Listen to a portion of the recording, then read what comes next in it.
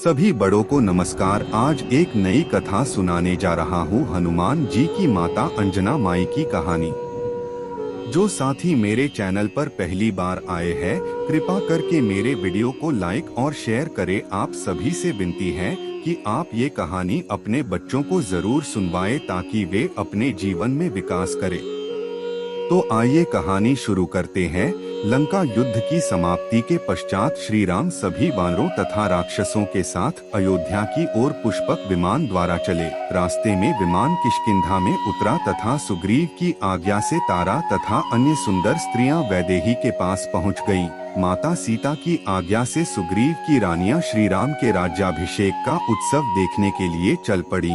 उसी समय हनुमान जी ने हाथ जोड़कर विनयपूर्वक निवेदन किया, प्रभु, मुझे अपनी माता अंजनी से मिले बहुत दिन बीत गए हैं। यदि आज्ञा हो तो मैं उनके चरणों का स्पर्श कर आऊं। श्री राम ने कहा, हम लोग भी उस पुण्यशीला माता के, जिसने ऐसे बलवान पुत्र को उत्पन्न किया, दर्शन अवश्य करेंगे।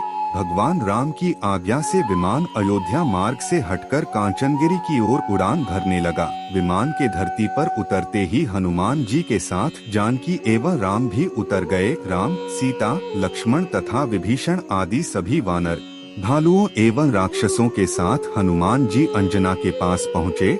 उनके नेत्रों में आंसू थे तथा कंठ अवरुद्ध हो गया था। माता अंजना ने हनुमान जी को गले लगा लिया तथा सजल नेत्रों से उनके सिर पर हाथ फेरने लगी। उसी समय श्री राम, सीता तथा अन्य लोग भी वहां पहुंच गए। मारुति ने उन सबका परिचय अपनी माता को दिया। अंजना की प्रसन्नता का पारावार न था। श्री राम ने अपने पिता के नाम का उच्चारण करके अंजना के चरणों में प्रणाम किया। माता ने उन्हें बैठने के लिए उचित आसन दिए। लक्ष्मण, सुग्रीव, विभीषण आदि सभी राक्षस, वानर एवं भालू व उनकी पत्नियां भी माता अंजना को मस्तक झुकाकर बैठ गईं। फिर अंजना ने बड़े प्यार से जानकी को गले लगाया तथा कहा, मैं अर्पित कर दिया है। उसी कारण त्रिलोकों के स्वामी ने मेरे पास आकर मुझे कृतार्थ किया है तथा मुझे माँ कहा है। हनुमान जी ने माता अंजना के चरण दबाते हुए कहा, माँ, इन करुणामूर्ति माता सीता को दशानन हर ले गया था। श्री राम की आज्ञा से मैंने समुद्र पार कर लंका में जाकर माता सीता का पता लगाया। फिर प्रभु राम ने समुद्र पर सेतु बनाया और लंका में राक्षसों के साथ भयंकर संग्राम किया। मेघनाद, कुंभकर्ण तथा रावण जैसे महान एवं दुर्जय वीरों का प्रभु ने वध कर विभीषण को लंका का राज दे दिया। अब सभी माता जानकी के साथ अयोध्या गमन कर रहे हैं। उम्मीद है आपको कहानी पसंद आ रही होगी। कृपा करके मेरी वीडियो को लाइक शेयर कर दे और मेरे चैनल को सब्सक्राइब कर दे। अब आगे की शेष कहानी सुनिए। हनुमान जी की बात सुनकर माता अंजना ने कुपित होकर उन्हें अपनी गोद से धकेलते हुए कहा, तूने व्यर्थ ही मेरी कोख से जन्म लिया। मैंने व्यर्थ ही तुझे इतना दूध पिलाया। तुझे और तेरे बल तथा पराक्रम को धिक्कार है। क्या तुझमें इतनी भी शक्ति नहीं थी कि तू लंका में प्रवेश करके त्रिकूट पर्वत को उखाड़कर समूची लंका को समुद्र में डुबो देता? क्या तू दुष्ट दशानन को उसके सैनिकों सहित मार नहीं सकता था? यदि तू उन्हें मारने में समर्थ नहीं था तो युद्ध में स्वयं ही मर जाता, परंतु तेरे जीवित रहते श्री राम को सेतुबंध बनाकर राक्षसों से युद्ध करने का कष्ट उठाना पड़ा। तुझे मेरा दूध पिलाना व्यर्थ हुआ। तूने मेरे दूध को लज्जित कर दिया है।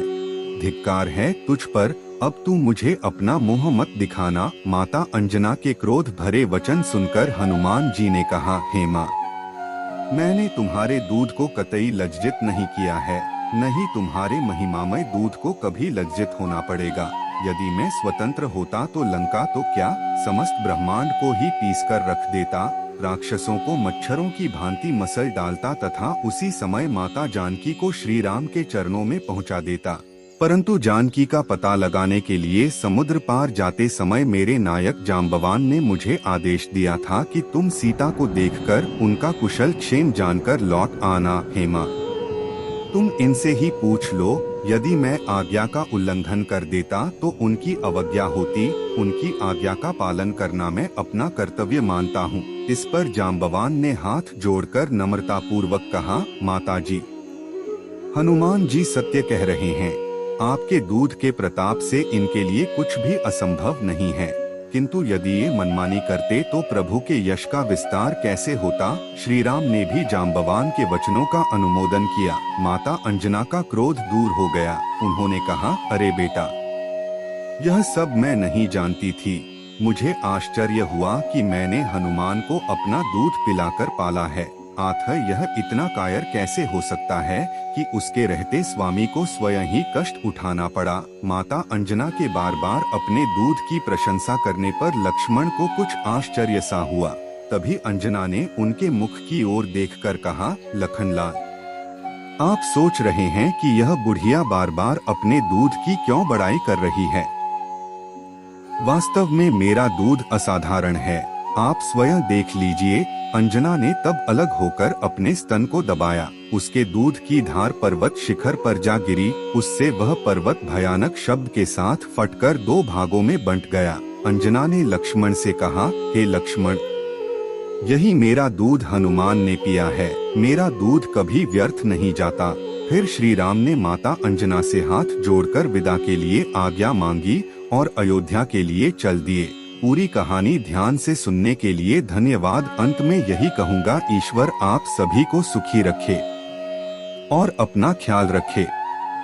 उम्मीद है कि आपको यह कहानी पसंद आई होगी। आपका कोई भी सुझाव है तो मुझे कमेंट में कह सकते हैं। कृपा करके आप मेरे चैनल को सब्सक्राइब करें और मेरी वीडियो को लाइक करें, ताकि मुझे धार्मिक वीडियो बनाने का हौसला मिलता रहे और आप सबका प्यार भी मिलता रहे। कृपा मेरे चैनल को सब्सक्राइब करें। अब मैं मिलता हूँ आपको अगली वीडियो में।